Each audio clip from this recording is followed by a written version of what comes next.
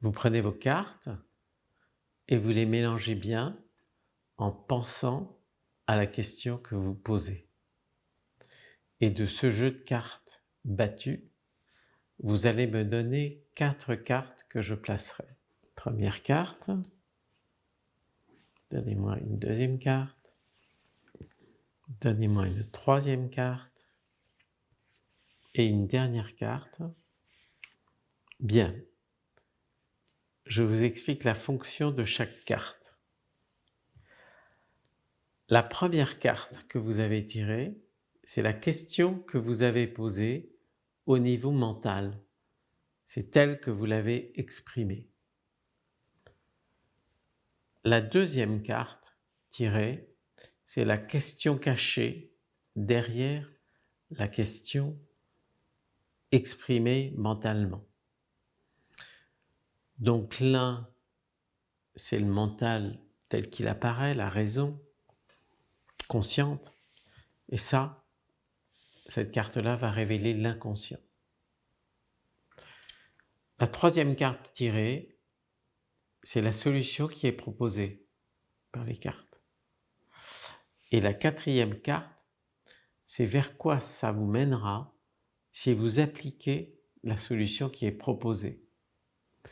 Et après, on fera le total de toutes les cartes et on regardera la résultante, la synthèse, par rapport toujours à la question.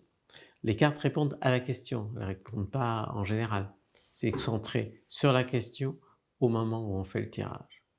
Donc, quand reverrai-je mon fils? Première réponse, c'est la question, donc au niveau mental. C'est le féminin.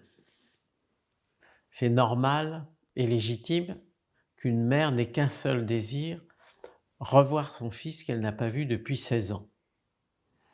Cette carte correspond parfaitement au niveau mental que vous avez et d'une blessure qui est toujours ouverte, car le féminin est ce qui est tourné à l'intérieur, donc la blessure qui est toujours là et qui révèle la part manquante. Derrière la question, quelle est la question cachée? Donc quel est l'inconscient? Le masculin, donc déjà première remarque, elle est en binôme et en complémentarité, pas à l'opposé, en complémentarité de la première carte tirée. Elle est tout de même un peu surprenante.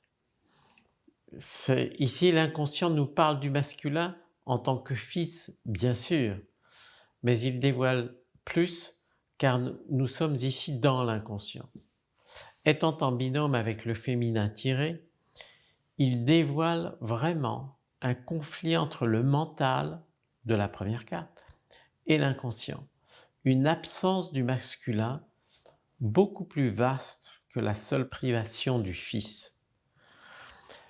Mais à ce stade, et ne vous connaissant pas et ne connaissant pas plus de votre histoire, il est difficile d'en dire plus sur cette carte, mais nous pouvons continuer la lecture, car peut-être que les autres cartes vont nous permettre d'éclairer et de mieux comprendre à un niveau beaucoup plus profond.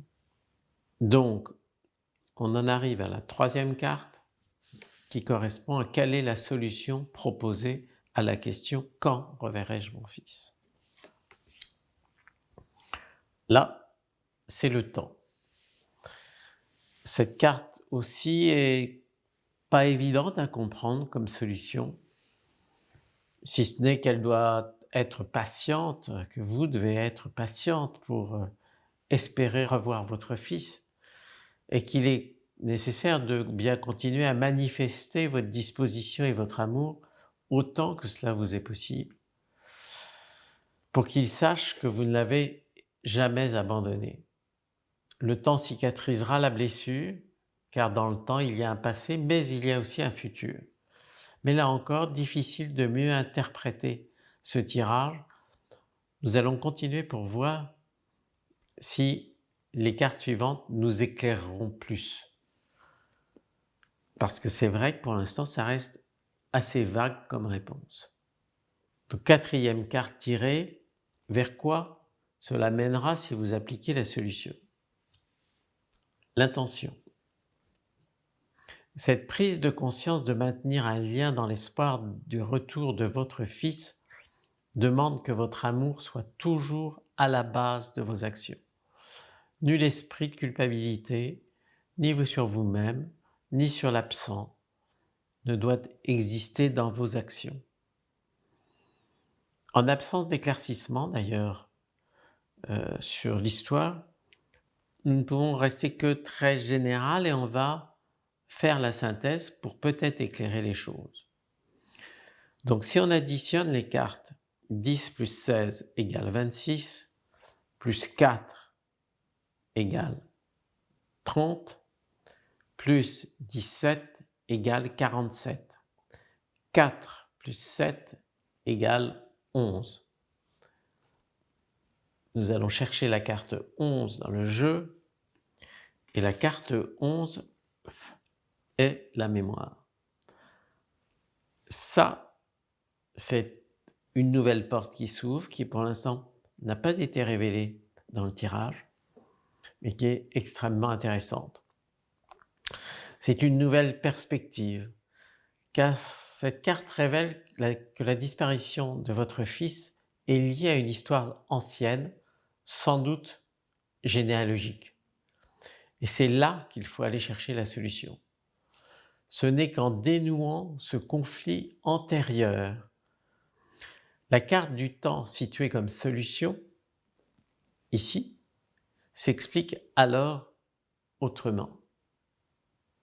Le temps doit être exploré, mais du côté de l'histoire et non du côté du futur.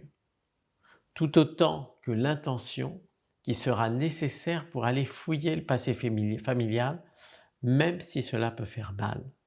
Ce n'est qu'à ce prix que vous allez dénouer ce lien interrompu.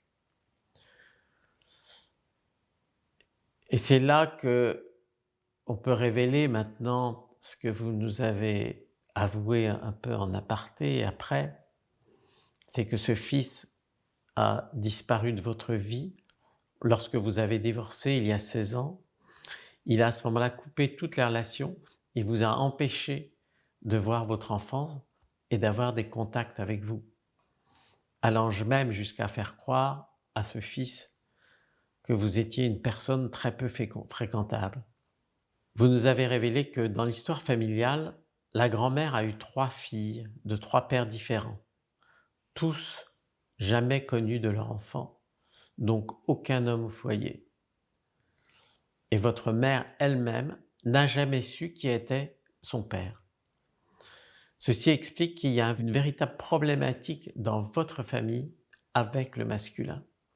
Cela éclaire d'ailleurs parfaitement la carte du masculin tirée au niveau de l'inconscient. Il est toujours absent dans cette famille. Et seul un travail sur cette histoire-là vous permettra de retrouver le lien et de retrouver votre fils.